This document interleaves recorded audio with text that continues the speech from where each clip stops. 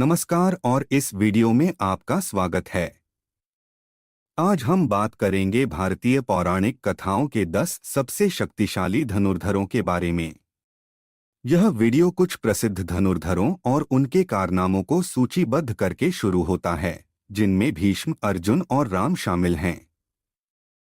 Video में उल्लेख किया गया है कि ये धनुर्धर देवताओं को हराने और यहाँ तक कि युद्धों को रोकने के लिए अपने तीरंदाजी कौशल के लिए पर्याप्त शक्तिशाली थे। फिर वीडियो तर्क देता है कि सभी समय का सबसे महान धनुर्धर शिव विनाश का देवता था। इसके पीछे तर्क यह है कि शिव सभी तीरंदाजी ज्ञान और हथियारों का स्रोत हैं।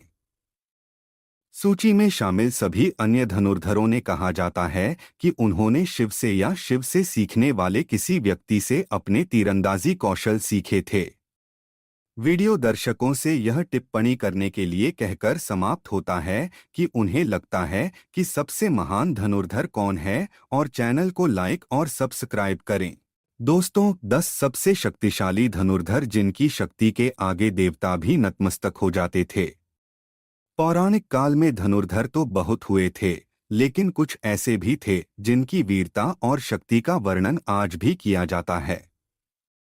आज हम ऐसे ही 10 धनुर्धरों के बारे में बात करेंगे जिनकी शक्ति के आगे देवता भी नतमस्तक हो जाते थे। 10 गुरु द्रोणाचार्य। ज्ञान और कौशल का संगम। महाभारत काल के महान गुरु द्रोणाचार्य को धनुर्विद्या में निपुण माना जाता था।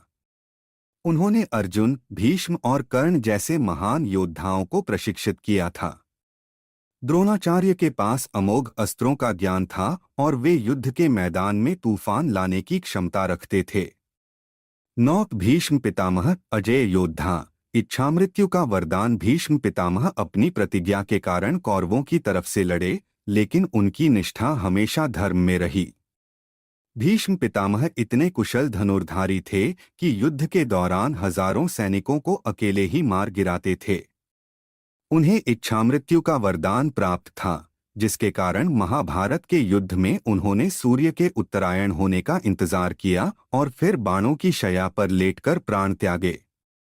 8 अर्जुन, दिव्यास्त्रों का धनी। कृष्ण का सखा अर्जुन महाभारत के सर्वश्रेष्ठ धनुर्धारकों में से एक थे। गुरु द्रोणाचार्य के प्रिय शिष्य अर्जुन को दिव्यास्त्रों का ज्ञान प्राप्त था। उन्होंने पाशुपतास्त्र, वैष्णवास्त्र जैसे अमोघ अस्त्रों का प्रयोग किया था। द्रौपदी स्वयंवर में लक्ष्य भेदने में अर्जुन अकेले सफल हुए थे। भगवान कृष्ण के मार्गदर्शन में उन्होंने कुरुक्षेत्र के युद्ध में विजय प्राप्त की। 7 एकलव्य, अदम्य इच्छा शक्ति। गुरुभक्ति का प्रतीक एकलव्य गुरु द्रोणाचार्य के शिष्य बनना चाहते थे, लेकिन उन्हें ब्राह्मण होने के कारण शिक्षा देने से मना कर दिया गया। अपनी अदम्य इच्छा शक्ति से एकलव्य ने गुरु द्रोणाचार्य की मूर्ति बनाकर उससे धनुर्विद्या का अभ्यास किया। एक दिन जब द्रोणाचार्य उन्हें वन में अभ्यास करते हुए देखते हैं, तो वे एकलव्य की लगन से प्रभावित होते हैं। लेकिन गुरु दक्षिणा के रूप में एकलव्य का अंगूठा मांग लेते हैं, जिससे उनकी धनुर्विद्या में बाधा आती है। एकलव्य की कथा हमें सिखाती है कि गुरुभक्ति और लगन से कुछ भी हासिल किया जा सकता है। 6 बर्बरीक, 3 बाणों से युद्ध का अंत करने वाला योद्धा। बर्बरीक भीम के पौत्र और घटोत्कच के पुत्र थे। उनकी विशेषता थी 3 अमोघ बाण। माना जाता है कि ये 3 बाण पूरे युद्ध का फैसला कर सकते थे। एक बाण से दुश्मन सेना का नाश, दूसरे से अपनी सेना की रक्षा और तीसरे से बचे हुए जीवितों को मार सकते थे। भगवान कृष्ण को पता चला कि बर्बरीक युद्ध का पलड़ा पांडवों की तरफ झुका सकता है, इसलिए उन्होंने युद्ध से पहले ही छल से उनका वध कर दिया। 5 मेघनाथ, इंद्रजित, देवताओं को जीतने वाला रावण का पुत्र मेघनाथ, जिसे इंद्रजित के नाम से भी जाना जाता है, एक महान धनुर्धारी था। उसने कठोर तपस्या कर ब्रह्मा, विष्णु और महेश से वरदान प्राप्त किए थे। अपनी शक्ति से उसने देवताओं को परास्त कर दिया था, यहाँ तक कि देवराज इंद्र को भी बंदी बना लिया था। युद्ध में उसने लक्ष्मण जी पर ब्रह्मास्त्र और पाशुपतास्त्र का प्रयोग किया था, जिन्हें बाद में लक्ष्मण जी ने शांत कर दिया। युद्ध कौशल और दिव्यास्त्रों के प्रयोग में मेघनाथ का नाम रामायण काल के सबसे शक्तिशाली योद्धाओं में शुमार किया जाता है। 4. कर्ण सूर्यपुत्र, दानवीर और अभिमानी योद्धा। कर्ण सूर्य देव के पुत्र महाभारत के सबसे महान योद्धाओं में से एक थे। उनके पास दिव्य कवच और कुंडल थे जो उन्हें अजेय बनाते थे। हालांकि युद्ध से पहले इंद्रदेव ने छल से कवच और कुंडल ले लिए, जिससे कर्ण कमजोर हो गए। अंतिम युद्ध में अर्जुन के साथ उनके बाणों का भयंकर युद्ध हुआ। कर्ण ने अपनी निपुणता से 11 बार अर्जुन के गांडीव धनुष की प्रत्यंचा को काट डाला था। यहाँ तक कि उन्होंने अपने साधारण बाणों से अर्जुन के ब्रह्मास्त्र को भी रोका था। युद्ध के दौरान कर्ण अपने सर्वश्रेष्ठ बाण से अर्जुन को लगभग मार ही डालते थे, लेकिन भगवान कृष्ण के हस्तक्षेप से अर्जुन बच जाते हैं। निहत्थे होने पर कर्ण का वध कर दिया जाता है। कर्ण की वीरता और दानवीरता के किस्से आज भी सुने जाते हैं। 3. लक्ष्मण शेषनाग के अवतार। राम के सहयोगी शेषनाग के अवतार लक्ष्मण भगवान राम के छोटे भाई थे। वे एक महान धनुर्धारी और राम के सबसे बड़े सहयोगी थे।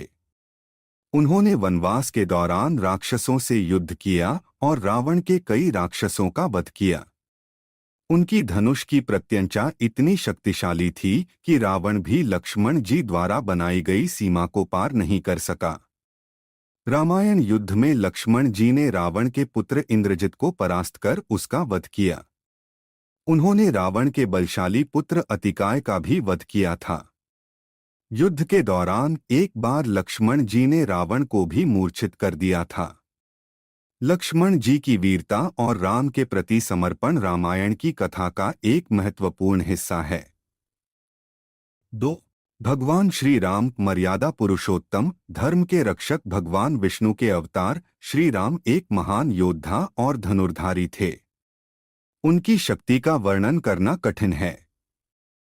सीता स्वयंवर में शिव धनुष को तोड़कर उन्होंने अपनी शक्ति का परिचय दिया था।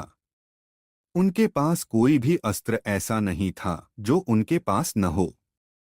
मात्र 16 वर्ष की आयु में ही उन्होंने अपने बाणों से मायावी राक्षस मारीच और सुबाह का वध किया था। साथ ही उन्होंने हजारों राक्षसों को भी अपने बाणों से मार गिराया था। जब समुद्र ने लंका जाने के लिए रास्ता नहीं दिया तो उन्होंने अपने बाणों से ही समुद्र को सुखाने का विचार किया। श्री राम को धनुष पर बाण का संधान करते देख समुद्र देव भी भयभीत होकर उनके सामने प्रकट हो गए थे। 1. भगवान शिव त्रिलोकीनाथ, देवाधिदेव महादेव, देवों के देव महादेव। भगवान शिव को शिव धनुष पिनाक के नाम से प्रसिद्ध धनुष के धारक के रूप में जाना जाता है। यह धनुष इतना भारी और शक्तिशाली था कि उसे उठाने और चलाने की क्षमता केवल भगवान शिव में ही थी। भगवान शिव का क्रोध विनाशकारी होता है, लेकिन उनका धनुष न सिर्फ विनाश का बल्कि सृष्टि के संतुलन का भी प्रतीक है। इन 10 धनुर्धारियों के अलावा भी हिंदू धर्म ग्रंथों में कई और महान योद्धाओं का वर्णन मिलता है। हर युग में ऐसे धनुर्धारी हुए हैं जिन्होंने अपनी वीरता और धनुर्विद्या से अपना नाम इतिहास में अंकित किया है। ये कहानियां हमें यह सीख देती हैं कि कठोर परिश्रम और सच्ची लगन से कोई भी लक्ष्य हासिल किया जा सकता है। साथ ही धर्मयुद्ध में विजय के लिए न सिर्फ शक्ति बल्कि धर्म का साथ होना भी जरूरी है।